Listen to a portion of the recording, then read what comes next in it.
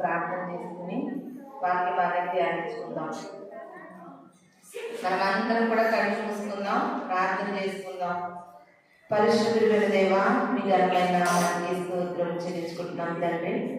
ఈ ప్రాముఖ్యమైన సమయంలో ప్రభా దేవదాసురాలుగా నీ సన్నిధిలో నిలబడి ఉంటుండగా ఈ లోకంలో జీవిస్తున్న మేము ప్రభా మీ పరలోక రాజ్యానికి చేరాలంటే తండ్రి వాక్యమే ప్రభునందరినీ మాకు ఆధారము కనుక ప్రతి ఒక్కొక్కరితోనే సూటిగానే తేటగానే మాట్లాడి పరిశుద్ధ లేఖనం ద్వారా మమ్మల్ని బలపరిచి ప్రభా మీలో మరింతగా ముందుకు నడిపించమని సమస్తాన్ని మీ చేతులకు అప్పగించుకుంటూ త్వరగా రాబోతున్న యేసు పరిశుద్ధ నామములో అడిగి వేడుకుని ప్రార్థిస్తున్నాను తండ్రి, ఆమేన్. చక్కటి సమయించినటువంటి దేవాది దేవుని వందనాలు. కూడి వచ్చిన మీ అందరికీ కూడా నా వందనాలు తెలియజేస్తూ ఉన్నాను. వాక్య భాగాన్ని చదువుకుందాము. యెహోషువ గ్రంథము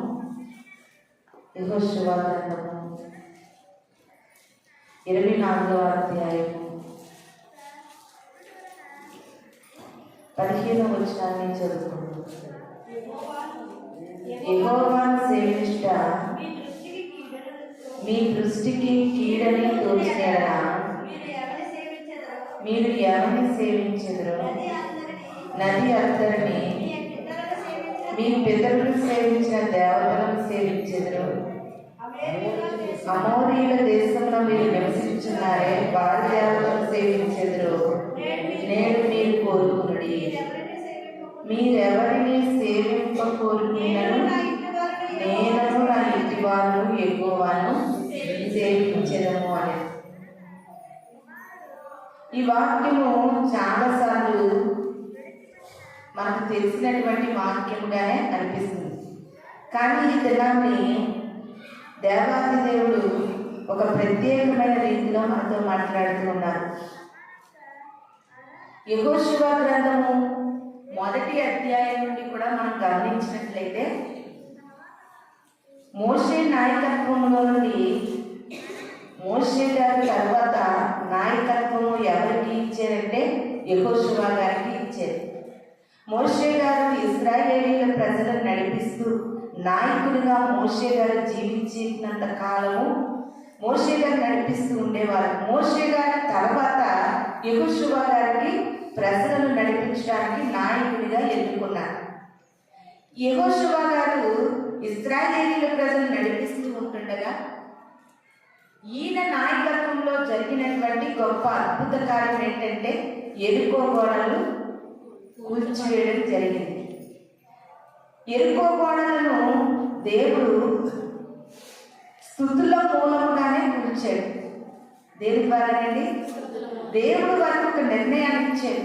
7 దినాలు యెరూషలేము యెరికో గోడల చుట్టూ మీరు బోరలు ఊదుచు తిరుగుతూ ఉండండి, 7వ దినాన్ని దేవుడు గొప్ప కార్యం చేస్తానని మాట్లాడితే యెరికో గోడల్ని దేవుడు కూల్చివేసినట్లుగా మనకు తెలుసు. అదేవిధంగా అమోరీయులు మోయాబీలు యుద్ధానికి వీరి మీదకి వచ్చినప్పుడు దేవుడు యెహోషువ గారితో మాట్లాడి వారి మీద మీకు విజయాన్ని కలిగిస్తాను అని చెప్పిన సందర్భం కూడా యెహోషువ గారి నాయకత్వంలో ఉంది. అంతేకాదు యుద్ధం యెహోవాదే అనే మాట యెహోవా దేవుడు పలికినది కూడా యెహోషువ గారి నాయకత్వంలోనే. ఇట్టి రీతిగా మనం చూసుకుంటూ వెళితే యెహోషువ గారి నాయకత్వంలో దేవుడు అనేకమైన అద్భుత కార్యాలను జరిగించారు. అనేకమైన గొప్ప కార్యాలు యెహోషువ గారి నాయకత్వంలో దేవుడు చేశారు. ఎందుకు యెహోషువ గారు ఇక్కడ చాలా విసుగు చెందినట్లుగా మాట్లాడుతున్నట్లు మనకు కనబడుతుంది. చూడండి, మనం చదువుకున్నటువంటి 15వ వచనములో యెహోషువ గారికి చాలా విసుగు కలిగింది. ఈ ఇశ్రాయేలీయుల ప్రజలందరూ కూడా దేవుడు చేసిన గొప్ప కార్యాలు చూసి కూడా చూడనన్నట్లుగా, అనుభవించి కూడా మాకు తెలియదన్నట్లుగా, దేవుడు కార్యాలను వారు ఎరిగి కూడా ఎరగమన్నట్లుగా జీవిస్తున్నట్లుగా మనకు కనబడుతుంది. అందుకే యెహోషువ గారు అంటున్నారు, మీ మధ్య దేవుడు ఎన్ని కార్యాలు చేసినా మీ బండ హృదయాలు కలగవు, మీ కఠిన హృదయాలు మానవ తెలుసు. వినుట మట్టుకు వింటారు, వింటున్నట్లుగా నటిస్తారు, కానీ మీరు మానవు. మారే మనుషులు కాదు. మీరు ఆలకించినట్లుగా ఉంటారు కానీ ఆచరణలో పెట్టేవారు కాదు మీరు ఎవరు. కాబట్టి ఇన్ని గొప్ప కార్యాలు చేసినా దేవుని పట్ల మీకున్నటువంటి స్పందన నాకు చాలా బాధ కలిగిస్తూ ఉంది. అందుకని నేను మీ అందరితో ఒక మాట మాట్లాడుతున్నాను. ఏంటంటే, యెహోవాను సేవించుట మీ దృష్టికి కీడు అని తెలిస్తే మీరు సేవించద్దు. దేవుని సేవించడం మన కీడ మేలా? మేలు. మన ఒక రోజు అన్నిల అమ్మాయి యొక్క ఇద్దరు వ్యక్తులు నా దగ్గరికి వచ్చారు ప్రార్థన చేయించుకోవడానికి. అందులో ఒక పెద్ద దేవుడిలోకి వచ్చి ప్రార్థనకు వెళుతుందంట. ఇంకొక అమ్మాయి వచ్చింది. అమ్మాయి అంటే వివాహమైనటువంటి వివాహితురాలే. ఆ అమ్మాయి కొరకు పెద్దవాడు చెప్తుంది, మేమందరం యేసుక్రీస్తు నమ్ముకుంటే తెనం కూడా యేసుక్రీస్తు నమ్ముకుంటుంది అనేసి బాప్తిసం తీసుకుందంట. దేవుళ్ళలోకి వచ్చిందంట. ఎప్పుడైతే బాప్తిసం తీసుకుందో పాము పుట్టిందంట ఆవిడకి. ఆ తర్వాత ఇంట్లో సమస్యలు ఎక్కువైపోయాయి. అయ్యో యేసుక్రీస్తుని నేను బాప్తిసం తీసుకున్నాను, మతం తీసుకున్నాను, నాకు అన్ని శోధనలు సమస్యలు శ్రమలే కలుగుతున్నాయి, నేను దేవుని మందిరానికి రాను, నేను దేవుని నమ్ముకోనని మళ్ళీ వెనుతిరిగి ఆవిడ చేస్తున్నటువంటి భక్తిలోకి ఆవిడ వెళ్ళిపోయిందంట. అలాగని ఆవిడ కొరకు ఆ పెద్దవాడు చెప్తే నాకు చాలా బాధ అనిపించింది. ఎందుకంటే దేవునిలోనికి రక్షణలోనికి రావడం అనేది దేవుని యొక్క ముఖ్య ఉద్దేశం. వచ్చిన తర్వాత శ్రమలు ఎదురని ఆవిడ ఎదురిపోతే దేవుడు ఎంత బాధపడతాడో. అప్పుడు నేను అన్నాను, లేదమ్మా, శ్రమలు శోధనలు బాప్తిసం తీసుకున్న తర్వాత వచ్చినాయి అని నువ్వు అనుకుంటున్నావు.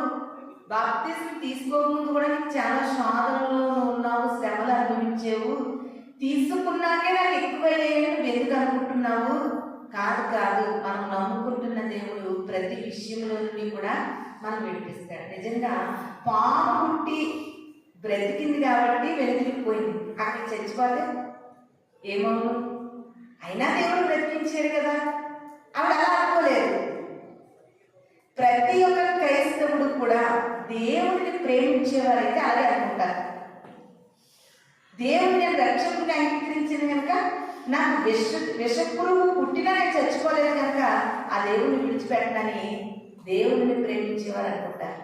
చాలా మంది ఏం చేస్తున్నారంటే సమస్యలు శోధనలు పరిస్థితులు మారిపోగానే దేవుని యొద్ద నుండి తొలగిపోతున్న వారు అనేకమైన బిడ్డలు మనకి లోకంలో కనబడుతూ ఉన్నారు. అయితే ఇక్కడ యెహోషువ గారికి కూడా చాలా బాధ అనిపించింది.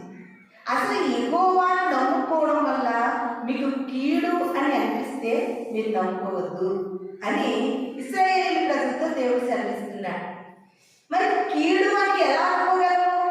ఆయన నమ్ముకున్న దగ్గర నుండి ఇశ్రాయేలీల జీవితంలో ఎన్నో అద్భుతాలు, ఎన్నో ఆశ్చర్యకార్యాలు, ఎన్నో మహత్కార్యాలు, ఎన్నో గొప్ప కార్యాలు ఎక్కడ ప్రపంచంలో కన్ని విని ఎరుగనటువంటి సంగతులు ఇశ్రాయేలీలు చూడగలిగారే.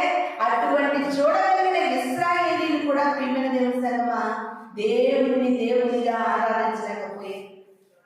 అందుకనే యెహోషువ గారికి చాలా బాధ అనిపించింది.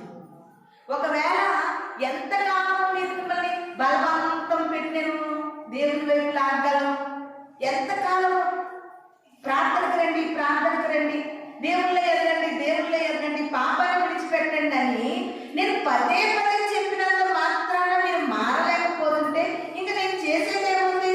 అందుకనే నేను ఒక నిర్ణయానికి వచ్చాను అంటున్నారు యెహోషువ గారు. ఏ నిర్ణయం అంటే, మీరు ఏ దేవతను పూజించాలనుకుంటున్నారో దేవతను పూజించండి, అమోరీయ దేవతను పూజించాలనుకుంటున్నారా అని వెళ్ళిపోండి. ఇక్కడ చూడండి ఎంత చక్కటి మాటలు. లేకపోతే మీరు అమోరీయుల దేశంలో ఆ దేవతను పూజిస్తే అక్కడికి వెళ్ళిపోండి, మీ పితరులు సేవించిన దేవతలను ఆరాధించగలిగితే అక్కడికి వెళ్ళిపోండి, మీరు ఎక్కడికన్నా వెళ్ళిపోండి. మీకు చెప్పి చెప్పి చెప్పి నేను ఇంకా మీతో నాకు కుదరట్లేదు. మీ అంత కఠిన హృదయాలు, బండ హృదయాలు నా వల్ల కావట్లేదు. కాబట్టి నా ఇష్టం కొద్ది మీరు భక్తి చేస్తే అది మీకు ఎందుకు ఉపయోగం నా కష్టం కొద్ది మీరు మందిరానికి వస్తే మీకు ఉపయోగం ఉండదు. నేను ఏదో అంటానన్నట్లుగా మీరు భయపడితే కనుక అది మీకు ఏమేమి కూడా జరగదు. కాబట్టి మీ ఇష్టానుసారంగా మీరు ఎవరిని పూజిస్తారో, ఎవరిని ఆరాధిస్తారో, ఎక్కడికి వెళతారో, ఏం చేస్తారో, ఎలా ఉంటారో అంతా మీ ఇష్టం. కానీ నేను మాత్రం ఒకటి చెప్తున్నాను, ఏంటో తెలుసా?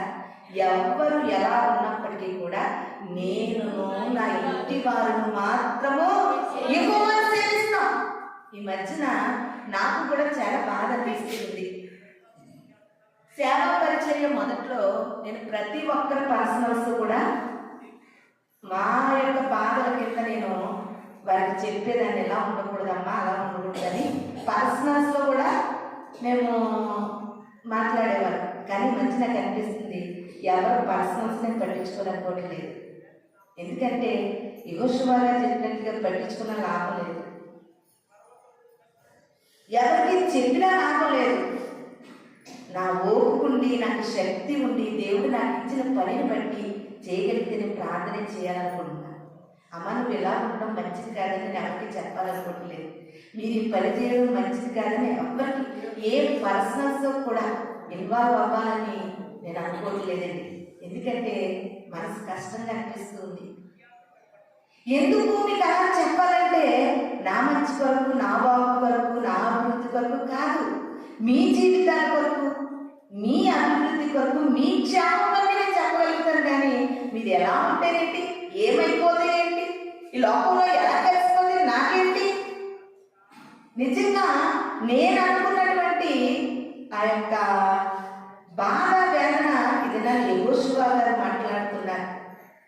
యెహోషువ గారు మాట్లాడుతున్నారు, మీరు ఎలా ఉంటే ఉండండి అమ్మా, నాకు అనవసరం. నేను మాత్రం ఒకటి కలిగి ఉంటాను, ఏంటంటే జాగ్రత్తగా నేను నా ఇంటి వారు యెహోవాని సేవిస్తాను. నా కుటుంబాన్ని నేను అలా చేసుకుంటాను,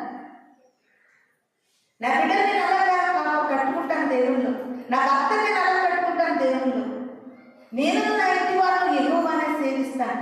ఈ మాట నేను చిన్నప్పటి నుండి కోకొల్ల సార్లు విన్నాను. కానీ ఈ మాట ఈ దినాన్ని పరిశుద్ధాత్ముడి ద్వారా, ఒక ప్రేరేపణ ద్వారా మాట్లాడగలుగుతున్నాను. ఎందుకు యెహోషువ జ్ఞానముగా ఈ మాట మాట్లాడారంటే, ప్రతి ఒక్క ఈ ప్రపంచంలో బ్రతికే ప్రతి మనిషికి కూడా అన్నిటికంటే ముఖ్యమైనది కుటుంబం. కుటుంబం అనేది చాలా ప్రాముఖ్యమైనది. ఆ కుటుంబంలో చిన్న అలజడి రేగిందా కుటుంబం అంతా కదిలిపోతుంది. కుటుంబంలో చిన్న బాధ కలిగిందా కుటుంబం అంతా బాధపడుతుంది. కుటుంబంలో చిన్న శోధన కలిగిందా బిడ్డల కుటుంబంలో ఉన్న వారందరూ కూడా నలిగిపోతారు. అందుకనే ప్రాముఖ్యమైనది ఈ లోకంలో మనకు ప్రాముఖ్యమైనది ఏంటో తెలుసా? నేను నా ఇంటి వారు. హల్లెలూయా, హల్లెలూయా. ఈ లోకంలో నీ జీవితానికి ప్రాముఖ్యమైనది ఏంటో తెలుసా? కుటుంబము ప్రాముఖ్యమైనది. ప్రియమైనది తెలుసా? నీవెవరికి సువార్త చెప్తావో, ఎంతమంది ఆత్మలు రక్షిస్తావో, ఎంతమందిని దేవుళ్ళలోకి నడిపిస్తావో, ఇవన్నీ కూడా తర్వాత సంగతి. ఫస్ట్ ఆఫ్ ఆల్ నీ జీవితంలో నీవు చేయవలసినటువంటి ప్రాముఖ్యమైనటువంటి పద్ధతి ఏంటంటే నీ కుటుంబాన్ని కట్టుకోవాలి. నీ కుటుంబాన్ని దేవునిలో నేను నా ఇంటి వారు యెహోవానే సేవించదమని యెహోషువ గారి మాట నీ కుటుంబంలో నెరవేర్చబడాలి.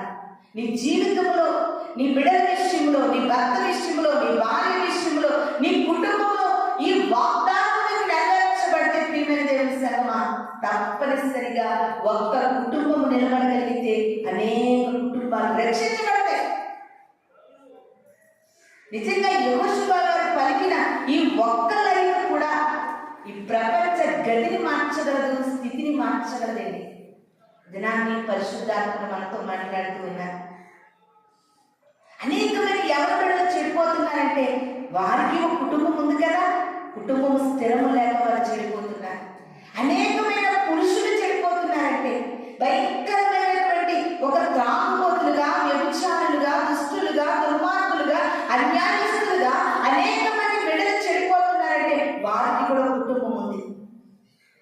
నిజముగా ఈ దినాన్ని మన కుటుంబాలను మనం కట్టుకోగలిగితే అంతకు మించినటువంటి సంతోషం సంతోషము, ఆనందము ఏమీ లేదు ప్రియమైన దేవుని సంగమా. ఈ దినాన్ని ప్రభు మనతో మాట్లాడుతున్నారు. ఎంతమంది యెహోషువ గారు పలికినట్లుగా పలకాలని ఎంతమందికి ఆశ ఉంది చెప్పండి. నేనును నా ఇంటి వారిను యెహోవాని సేవిస్తామనే మాట పలకాలని నాకు ఆశ ఉందన్న వారు ఒకసారి చేస్తారు. నేనును నా ఇంటి వారిను, నా బిడ్డలు, నా భర్త, నా కుటుంబం, మేమందరం యెహోవాలో బ్రతకాలని ఒక ఆశ ఉందన్న వారు చేతులెత్తండి ప్రియమైన దేవుని. నిజముగా దేవుడు ఈ దినాన్ని మన కుటుంబాల పట్ల కార్యములు ప్రారంభించబోతూ ఉన్నారు. ఎంత గొప్ప దేవుడు మనం నమ్ముకున్నటువంటి దేవుడు. ఈ లోకంలో సామెత అంటుంది, ఇంటిని గెలిచి రక్షణ గెలవాలంటే హల్లెలూయా హల్లెలూయా. ముందు నువ్వు ఇంటిని గెలవాలి.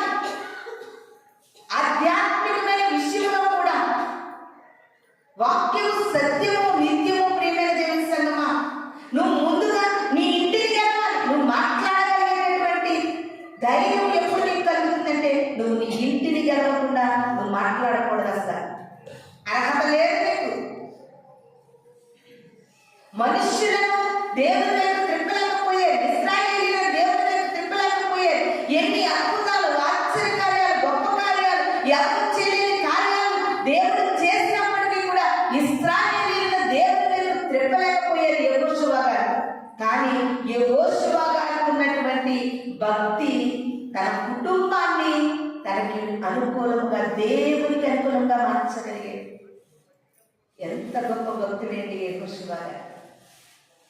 నిజంగా యెహోషువ గారు ప్రార్థన చేస్తే సూర్యుడు చంద్రుడు ఆగిపోయారు. యెహోషువ గారు ప్రార్థన చేస్తే సూర్యుడు గిబియోనులోను చంద్రుడు అయ్యాలోను ఆగిపోయాడు. సూర్యుడిని ఆపగలిగాడు, చంద్రుడిని ఆపగలిగాడు. ఇశ్రాయేలు ప్రజలు మాత్రం దేవుని వైపు త్రిప్పలేకపోయాడు.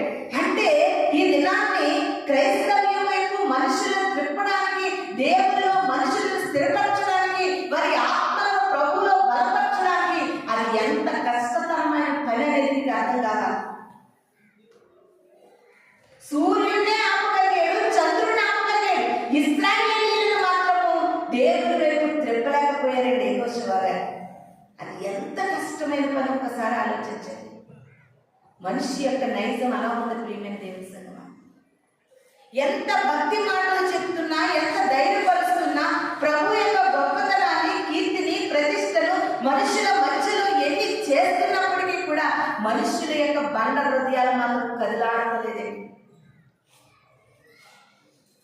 అనుకుంటూ ఉన్నాం ఇది నా క్రైస్తవ్యం అనేది ఎలా ఉందంటే, నేను క్రీస్తుని నమ్ముకున్నాను, నా వ్యక్తిగత జీవితం, నేను రక్షింపబడ్డాను, నేను బాప్తిసం పొందుకున్నాను, నాది అనుకుంటున్నావు. కానీ ఈ లోకంలో నీది అని నువ్వు మాట్లాడగలగాలంటే నీకు ఒక కుటుంబం ఉందనే సంగతి నువ్వు మర్చిపోతున్నావు.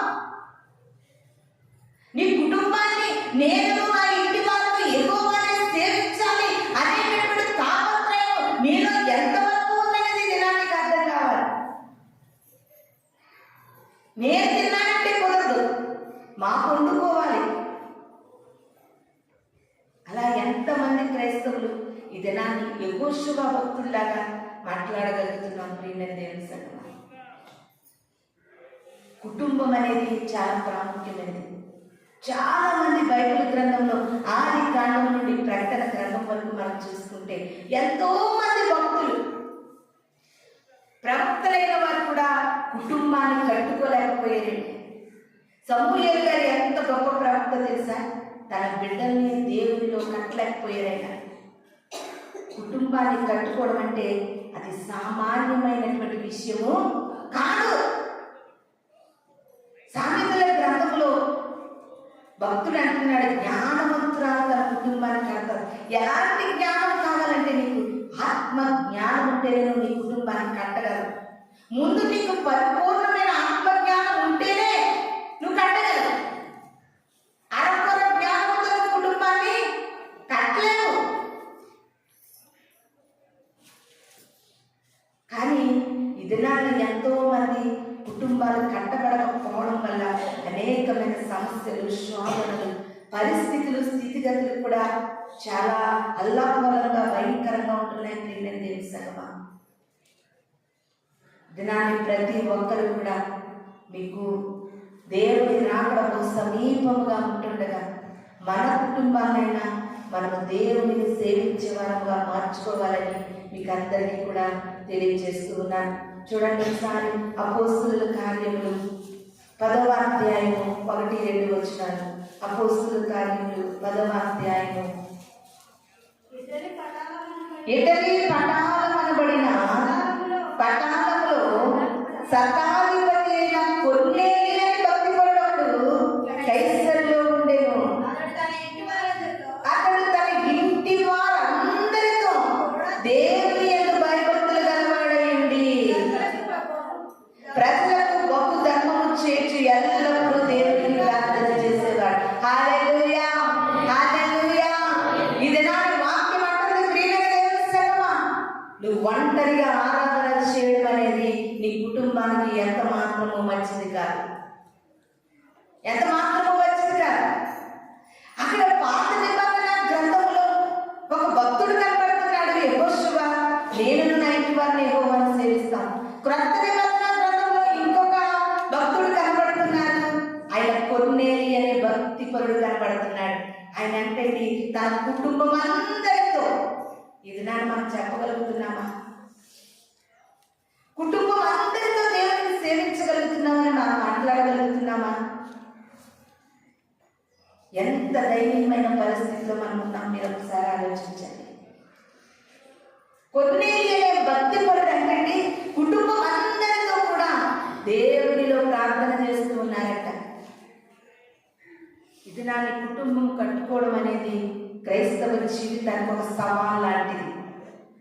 నువ్వెన్ని సాధిస్తున్నావో, ఎన్ని విజయాలు పొందుకున్నావో, ఎంతగా డెవలప్ అయ్యావో, ఎంతగా అభివృద్ధి అయ్యావో, దేని స్థితిలో నుండి ఉన్నతమైన స్థితిలోకి ఎలా వచ్చావో, ఇవన్నీ ఒక ఎత్తు. నీ కుటుంబాన్ని అందరితో కలిపి దేవుణ్ణి ఆరాధించడం అనేది ఒక సవాలుతో కూడినటువంటి విషయం. ఇది ఆషామాషిగా చేసే ప్రార్థన వల్ల అవునండి. ఇది ఒక సవాలు కుటుంబానికి. ఇది నానే ప్రభు అంటున్నా. అనేక కుటుంబాలలో రోదన, వేదన, ఆర్థిక ఇబ్బందులు, భయంకరమైన నష్టాలు, భయంకరమైన కొరతలు, పొదుపులు, భయంకరమైన పరిస్థితి, ఇవన్నీ ఎలా జరుగుతున్నాయి?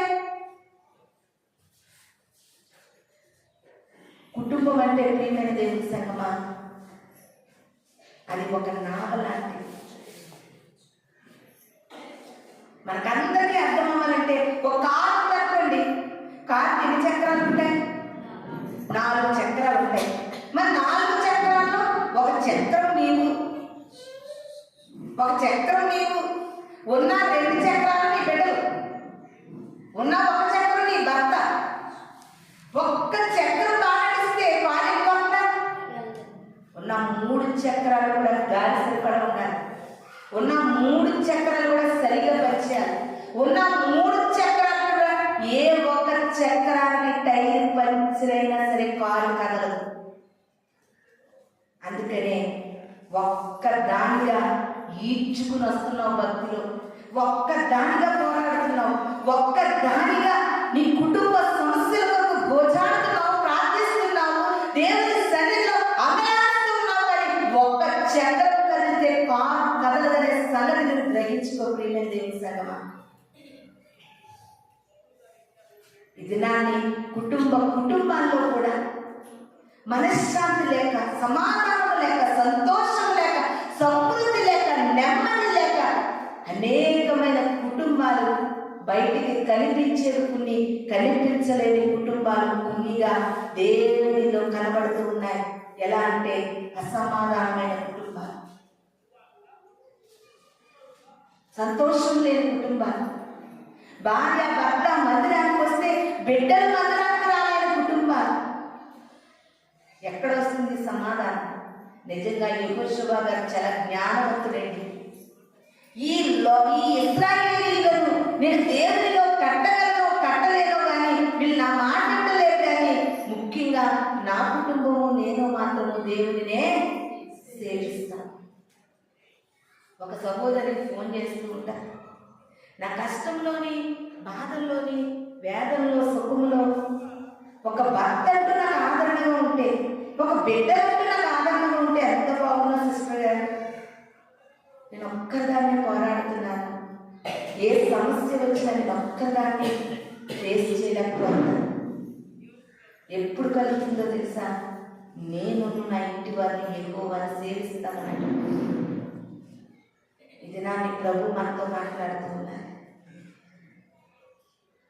నువ్వు ఈ లోకంలో ఏది సంపాదిస్తావో సంపాదించవో అనవసరం, కానీ నీ కుటుంబాన్ని మాత్రం దేవుళ్ళలోకి నడిపించుకోవాలని నేను తెలుసు.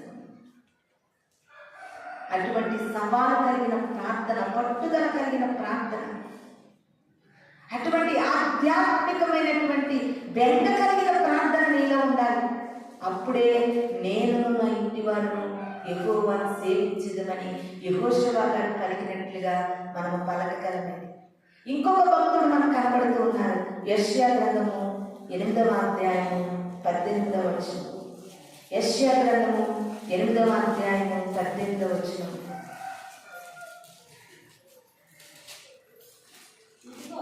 ఇదిగో నేను యెహోవా నాకు ఇచ్చిన పిల్లలు సియోను కొండ మీద నివసించు సైన్యముల అధిపతి యెహోవా వలన సూచనలుగా మహత్కార్యములుగాను ఇశ్రాయేలీయుల మధ్య ఉన్నాము. హల్లెలూయా, హల్లెలూయా.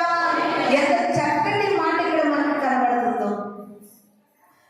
ఇప్పుడు మనమేం చెప్పగలుగుతాం? నేనున్నా మందిరంలో చెప్పగలుగుతాం. ఇక్కడ కూర్చొని మనం అంతా ఏం చెప్పగలుగుతామండి? నేనున్నా మందిరంలో చెప్పగలుగుతాం. నేను, నా కుటుంబము, నా పిల్లలు యెహోవా మందిరములో. చూడండి ఎంత చక్కటి మాట. సియోను కొండ మీద నివసించు సైన్యములకు అధిపతి యెహోవా వలన మేము ఈ లోకములో దేవుని బిడ్డలుగా సూచనలుగా మహత్కార్యాలుగా ఉన్నామని ఎవరైనా చెప్పగలుగుతున్నారా? ఇక్కడ ఎవరైనా చెప్పగలుగుతున్నారా? చెప్పలేకపోతున్నారు. ప్రియమైన దేవుని సంగమా, ఇది నాటి ప్రభు మనల్ని ప్రశ్నిస్తున్నారు. ఎంతకాలమైందా మనం భక్తి చేసి, ఎన్ని సంవత్సరాలైందా మనం రక్షణ తీసుకుని, ఎన్ని సంవత్సరాలైనా నువ్వు మందిరానికి వస్తున్నావు? ఎక్కడ నీ కుటుంబం? ఎక్కడా నీ యజమాని? ఎక్కడా నీ బిడ్డలు? ఎక్కడ? ప్రశ్నిస్తే జవాబు లేనటువంటి క్రైస్తవులుగా మనం మిగిలిపోతున్నాం. ప్రియమైన దేవుని సంగమా, ఉందా మన దగ్గర జవాబు? ఏది మన దగ్గర జవాబు ఎక్కడుంది?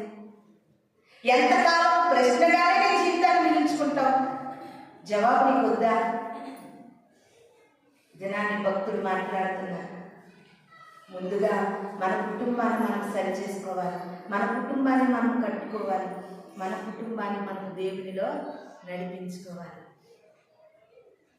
ఎంతవరకు దేవుని కొరకు మన కుటుంబాన్ని నడిపించుకునేటటువంటి ప్రయాస మనలో ఉంది. అటువంటి ఆత్మీయమైన వేదన నీలో ఉంది. ఒక్కసారి మనల్ని మనము పరీక్షించుకోవాలి. ప్రియమైన దేవుని సంగమా, యోబు గారు భక్తిపరుడు, యథార్థవంతుడు, నీతిమంతుడు. యోబు గారి కోసం మనం ఆలోచన చేస్తే తన బిడ్డలు పాపం చేశారనుకుని తన బిడ్డల వరకు ఉదయకాలాన్నే లేచి బలులు అర్పించేవారంటే, తన బిడ్డల వరకు ఎవరు అర్పించారు? యోబు గారు అర్పించేవారు, బిడ్డలు మాత్రం కాదు కదా. ఎంత భక్తిపరుడో, ఎంత యథార్థవంతుడో, నీతిపరుడు, న్యాయవంతుడు, దేవుని దృష్టిలో సాతాను ఎదుట గెలిచిన వాడుగా యోబు కనబడుతున్నాడు. కానీ కుటుంబం సరికి వచ్చేసరికి ఓడిపోయిన వానిగా కనబడుతున్నాడు.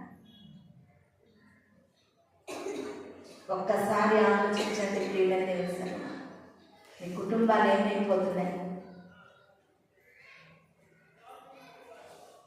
మీ కుటుంబ పరిస్థితులు ఏమైపోతున్నాయి? అనేకమైన కుటుంబాలు చూస్తూ ఉంటే రిపీట్ అవుతూ ఉన్నాయి మాటలు, పరిస్థితులు, స్థితిగతులు. ఇవన్నీ కూడా నీ కుటుంబంలో కొన్నేళ్ళ లాంటి భక్తిపరుని కుటుంబం వలె, యెహోషువ గారు లాంటి కుటుంబం వలె, యెషయా గారు లాంటి కుటుంబం వలె ఈ దినాన్ని కుటుంబం ఉండాలని ప్రభు నీతో మాట్లాడుతూ ఉన్నారు. దాని కొరకు నువ్వు ఎంత ప్రయాసపడాలనేది వాక్యం బట్టి నీకు అర్థం అవ్వాలి. అదే యెహోషువ గ్రంథంలో 18వ వచనాన్ని ఒకసారి చూద్దామండి. 24వ అధ్యాయము 18వ వచనం. 24వ అధ్యాయము 18వ వచనం. యెహోవా ఆ దేశంలో నివసించిన అమోరీయులు మొదలైన ప్రజలందరూ మన ఎదుట నిలవకుండా వారిని తోలివేసిన వాడు యెహోవానే సేవించెదము, ఆయనే మా దేవుడు అని ప్రత్యుత్తరం ఇచ్చారట. హల్లెలూయా, హల్లెలూయా. దేవుడు అన్నారండి, మీరు నా మాట వినరని మీకు ఇష్టమైన దేవతలను ఆరాధించుకోండి అంటే వారు 18వ వచనానికి వచ్చేసరికి యెహోషువ మాట ఆలకించక వారికి కలిగిన నష్టాన్ని బట్టి వారు కూడా దేవునిని సేవించడం మొదలు పెట్టారంట. ప్రియమైన దేవుని సంగమా, నిజముగా మనం నమ్ముకున్న దేవుడు గొప్ప దేవుడు. ఆయన గొప్ప కార్యాలు చేయగలిగిన దేవుడు. చాలాసార్లు మనం ఆలోచన చేస్తే ఎంత పెద్ద ప్రవక్తలైనా సేవకులైనా దేవునిలో జీవిస్తున్న వారు ఎంత భక్తి పరులైనా ఈ దినాన్ని కుటుంబాలను కట్టుకోలేకపోతున్నారు. ప్రియమైన దేవుని సంగమా, నేనైతే ప్రతి డైలీ ప్రార్థనలో ఒకటి, మా కుటుంబ ప్రార్థనలో కూడా ఒకటే చేస్తానండి. నేను, నా భర్త, నా బిడ్డలు దేవుని రాకడకు ఆయుక్తపరచబడాలి. నేను నా ఇంటి వారు యెహోవాను సేవించేవారుగా ఉండాలి. యెషయా భక్తుడు తెలియజేసినట్లుగా నేను ఒక్కదానిగా కాదు, 4 చక్రాలు పనిచేయాలి. అనేకమైన చోట్ల దేవుని సువార్త మారు మ్రోగించాలని ఒక ఆలోచన, తెలియనటువంటి మానసికమైన ఒత్తిడి, వేదన ఈ దినాన్ని ప్రతి కుటుంబము వెలిగించబడాలి, ప్రతి కుటుంబము కట్టబడాలి, ప్రతి కుటుంబము దేవుని ఆరాధించాలి. అప్పుడు ఉంటుంది నీ కుటుంబంలో సంతోషం, అప్పుడు ఉంటుంది నీ కుటుంబంలో ఆనందం. స్టీవెన్సన్ గారు రాసిన పాటలో ఉంటుంది, నీతిమంతుల గృహాలలో వినబడుచున్నది రక్షణ సునాదము. నీ కుటుంబంలో ఏం వినపడుతుంది? పెద్ద సీరియస్ సౌండ్ వినపడుతుందా? ఈ కుటుంబంలో ఏం వినపడుతుంది? ఒక్కసారి ఆలోచించాలి. ఇదను సాతాను మనుషులను టార్గెట్ చేస్తూ ఉంది. ఎలాగంటే కుటుంబాలపై దాడి చేస్తుంది. కుటుంబాలపై దాడి చేస్తుంది. ఎలా దాడి చేస్తుంది? ఈ 4 చక్రాల్లో ఒక చక్రం దేవుల్లో నడుస్తుంది, ఉన్న 3 చక్రాలు నడవట్లేదు కదా, నడవని చక్రాలను కొట్టుకుంటుంది. దేవుల్లో నడుస్తున్న నీకు కూడా శాంతి లేకుండా చేస్తుంది, మనశ్శాంతి లేకుండా చేస్తుంది, నెమ్మది లేకుండా చేస్తుంది, సంతోషం లేకుండా చేస్తుంది. వారి వల్ల కుటుంబాన్ని గలిబిలి చేస్తుంది, వారి వల్ల నీ కుటుంబాన్ని అల్లకల్లోలం చేస్తుంది. ప్రియమైన దేవుని సంగమా, మన కుటుంబాలలో ఇవన్నీ కూడా మనం పొందుకోవాలంటే మన కుటుంబాలుగా దేవుడిని సేవించే వారుగా ఉండాలి, దేవుడిని ఆరాధించే వారుగా మనం ఉండాలి. ఈ దినాన్ని ప్రతి ఒక్క కుటుంబంలో కూడా కుటుంబ ఆరాధన జరగాలండి. చాలా ప్రతి ఒక్కరికి చెప్తున్నాను, కుటుంబ ఆరాధన చేస్తాం. ఎవరు రాకపోతే నువ్వు వచ్చేసి మందిరానికి అవి రావట్లేదు, మనం మానలేం కదండి దేవుని మందిరం. అలాగే ఎవరు రాకపోయినా బయటకు తీసుకుని నీ గదిలో కూర్చుని కుటుంబ ప్రార్థన చేసుకో. కొంతకాలానికి ఆ ప్రార్థనలో గొప్ప అద్భుతాన్ని నువ్వు చూస్తావు. నాకు తెలిసినటువంటి ఒక సహోదరి, మీరు చెప్పిన తర్వాత కుటుంబ ప్రార్థన చేసుకుంటుంటే ఒక్కదాన్ని పాటలు పాడుకుని వాక్యం చదువుకుని ప్రార్థన చేసుకుంటున్నాను సిస్టర్ గారు. నా బిడ్డలు రారు, నా భర్త రారు. అలా రాను బిడ్డలు కూర్చోవడం మొదలుపెట్టారు. రాను భర్త కూడా కూర్చోవడం మొదలుపెట్టారండి. హల్లెలూయా, హల్లెలూయా. ఇవి కట్టుకల కాదు, సాక్ష్యాలు. నీకుంటే కదా శ్రద్ధ లేకుండా నువ్వు ఎంత భక్తి చేసినా అది నీకు ఉండదు, ఉపయోగం నీ కుటుంబానికి కూడా ఉండదు. యెహోవాను శ్రద్ధగా వెతికే వారంగా మనం ఉండాలి. ప్రియమైన దేవుని సంగమా, సరిపెట్టుకోకు. నేను అంటున్నాను కదండి, నా భర్త ఎందుకండి, నేను అంటున్నాను కదండి, నా బిడ్డలు ఎందుకండి సరిపెట్టుకోకు. ఆడవల్ల నీకు గర్భిలు వస్తుంది, ఆడవల్ల నీకు మనశ్శాంతి లేకుండా పోతుంది, ఆడవల్ల నీకు శాంతి సమాధానం కుటుంబంలో కనబడకుండా పోతుంది. నీకు అర్థం కావడం లేదు. ఏంటి మా ఇంటికి సేడట్టేసింది, మా ఇంటికి ఏంటి ఎలా పట్టేసింది, సెలెట్టేసింది అనుకుంటా. సేలింగ్ ఏం లేదండి. నేను అస్సలు నమ్మను అలాంటివి. శనీశ్వరుడు అంట. ఎవరండి? శనీశ్వరుడు. ఆడి కదా తాత వచ్చిన వాళ్ళు ఏం చేయలేడు. మీ కుటుంబంలో ప్రార్థన ఉంటే కొంతమందిని కోటాను మంది తీసుకొచ్చిన వాళ్ళు ఏం చేయలేడు. మన కుటుంబంలో ప్రార్థన ఉంటే ఇది నాన్ని వ్యక్తిగత ప్రార్థన నీకు సరిపోతుంది అనుకుంటున్నాం కాదు. కుటుంబ ప్రార్థన మనకు చాలా బలమైనది. మన కుటుంబం అంతా దేవునిలో ఎదగడం కూడా మనకు చాలా బలమైనది. ఒక్కరు లాగలేరంటే తన తాడు నలుగురు పట్టుకుంటే లాగగలంటే ఏదన్నా సరే బలం అందరి చేతులేస్తేనే బలం ఎక్కువ పెరుగుతుంది. ప్రియమైన దేవుని సంగమా, ఎందు నిమిత్తమైతే దేవుడి దినాన్ని ఒక ప్రత్యేకమైన వర్తమానం ద్వారా మనతో మాట్లాడుతున్నారు. ఒకసారి అందరూ కూడా ఈ వాక్యముపై దృష్టి పెట్టి ఒక్కసారి ఆలోచించండి. ఈ దినాన్ని ప్రభు మనతో మాట్లాడుతుండగా మన కుటుంబాలు యెహోషువ గారి కుటుంబం వలె, యెషయా గారి కుటుంబం వలె, కొర్నేలి గారి కుటుంబం వలె మనం ప్రభువులో ఎదిగితే ప్రియమైన దేవుని సంగమా, ఎలాంటి పరిస్థితులైనా మనం ఎదుర్కోగలము, ఎలాంటి స్థితిగతులైనా మనము మార్చగలమండి. అటువంటి శక్తి కుటుంబానికి ఉంది. అటువంటి శక్తి కుటుంబానికి ఉంది. ప్రియమైన దేవుని సంగమా, మన కుటుంబాలను మనం కట్టుకోవాలి. మన కుటుంబానికి కాపుదల పరిశుద్ధాత్మ అగ్నిని కంచెగా వేసుకోవాలి. ఎక్కడికి వెళ్ళినా కుటుంబ సమస్యలు, పరిస్థితులు, స్థితిగతులు చాలా బాధ అనిపిస్తూ ఉన్నాయి. ఇవన్నిటికీ గల ఒకే ఒక కారణం ఏంటో తెలుసా? నీ కుటుంబం అంతటిని నువ్వు దేవునిలోనికి నడిపించుకోలేకపోవడం ముఖ్య కారణంగా కనపడుతుంది. నువ్వేం చేస్తావు? బైబిల్ తెలుసు, వాక్యం తెలుసు, నువ్వు ఇలా లాగుతావు. తెలియనోళ్ళు అలా లాగుతారు. ఇప్పుడు సుజ్ఞానార్థం గారు ఉన్నారనుకోండి, తెలియనోళ్ళు ఎవరికైనా పొలాన్ని తీసుకెళ్ళిందనుకో, ఆవిడ తెలుసుందేమో టక్ టక్ అని వెళ్ళిపోతుంది. తెలియనోళ్ళు ఎలా వెళ్ళాలి, ఏం చేయాలి, అయ్యో భయం అయిపోయి ఏం చేయాలో తెలియదు. నీకంటే దేవుడు అంటే నీకు తెలుస్తుంది, వాళ్ళకి తెలియదు. నువ్వు ఎలా అంటావు, నీ కుటుంబ సభ్యులు ఇంకోలా మాట్లాడతారు. అవ్వదేంటది, అవదు. ప్రతి కుటుంబము కూడా కట్టబడాలి దినాన్ని. అలా కట్టబడిన రోజునే మనము అనేక కుటుంబాలు కట్టగలము, అనేక ఆత్మలు రక్షించగలము, అనేకులను దేవునిలోనికి నడిపించగలము. ప్రియమైన దేవుని సంగమా, ప్రతి ఒక్కరూ కూడా, నేను ఎన్నోసార్లు చెప్పాను, మందిరానికి వచ్చేటప్పుడు నీకు ఒక ఆశ ఉండాలి. నా ఇంటికి తాళం వేసి నేను మందిరానికి రావాలనే ఆశ ఉండాలి. నీలో ఆశ ఉంటే దేవుడు తప్పనిసరిగా ఆశ గల ప్రాణాన్ని తృప్తిపరిచే దేవుడు. నువ్వు వెళ్ళమ్మా, నేను రాకపోతే నేను వెళ్ళు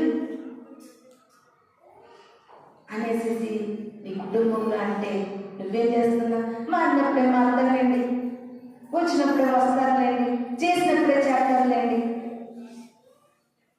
ఏదైనా నీ పర్సనల్ విషయాలు, నీ కుటుంబ విషయాలు, నీ పుట్టింటి వారి విషయాలు ఏదైనా అడుగు. నేను చేయనంటే ఇప్పుడు చేయకపోతే ఎప్పుడు చేద్దాం, మళ్ళీ మళ్ళీ పెళ్లి చేసుకుంటారా, ఇప్పుడు ఎట్టకపోతే ఎప్పుడు ఎడతాం, మళ్ళీ వాళ్ళు ఈ కార్యాలు చేసుకుంటారా అని అడుగుతా కదా. దేవుని విషయం వచ్చేసరికి ఎందుకు అలా సప్పబడిపోతున్నావు? నేను ఎలాగే వెళ్తానయ్యా, నువ్వు వెళ్ళమన్నా వెళ్తాను, వెళ్ళొద్దన్నా నేను దేవుని సన్నిధికి వెళ్తాను. నీవు రావాలనే నా ఆశ. ఒక్కసారి ఆలోచించు, నువ్వు రావడానికి ప్రయత్నించు అని మాట్లాడే బిడ్డగా ఉండాలి. ఎప్పుడో అవుతుంది, ఎప్పుడో చేస్తుందంటే ఇలాగా దేవుడు రాకుండా వచ్చేస్తే నీ సమాధానం ప్రభుత్వం ఏమని చెప్తా? ఎంత చెప్పినా రాలేదు ప్రభు. నువ్వు ఎంత చెప్పినా రాలేదంటే నువ్వు ఎంతగా చెప్పగలరా నాకు అర్థమవుతుందంటాడు దేవుడు. ప్రతి ఒక్కరు కూడా మీ ఇంటిలో ప్రతి ఒక్కరు కూడా మందిరానికి రావాలండి. దేవుని మందిరంలో ప్రేమ దేవుని సంగమా మనకు సుఖ శాంతులు ఉన్నాయి. ఆయన మందిర ఆవరణంలో పిచ్చుకలకు స్థలం ఉందని వాక్యం సెలవిస్తూ ఉంది. ఆయన మందిరంలో, దేవుని యొక్క మందిరంలో ఒక్క దినము గడుపుట 1000 దినముల కంటే శ్రేష్ఠం. బాగుందా?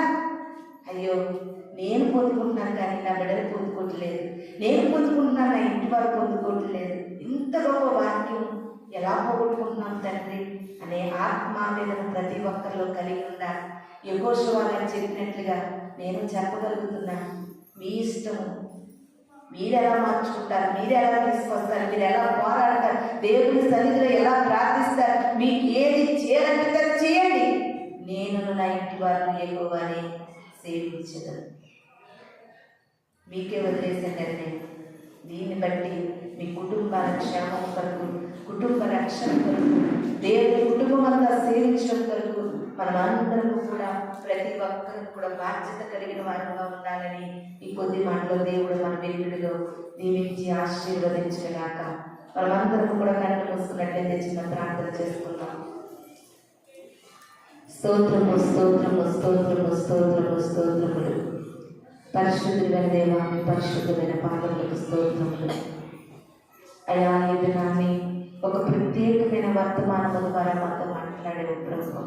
అవును తండ్రి, కుటుంబాలుగా దేవుని మందిరానికి రాలేక, కుటుంబాలుగా నేను సేవించలేక, నేను ఆరాధించలేక అనేక కుటుంబాలలో ప్రభు తెచ్చుకున్నదంతా సిల్లి సంచిలో వేసినట్లుగా, కష్టపడిందంతా వ్యర్థమైపోతున్నట్లుగా, సంతోషం లేక, సమాధానం లేక, నెమ్మది లేక, సమృద్ధి లేక, ఆరోగ్యము లేక అనేకమైన కుటుంబాలు నలిగిపోతున్నాయి ప్రభు.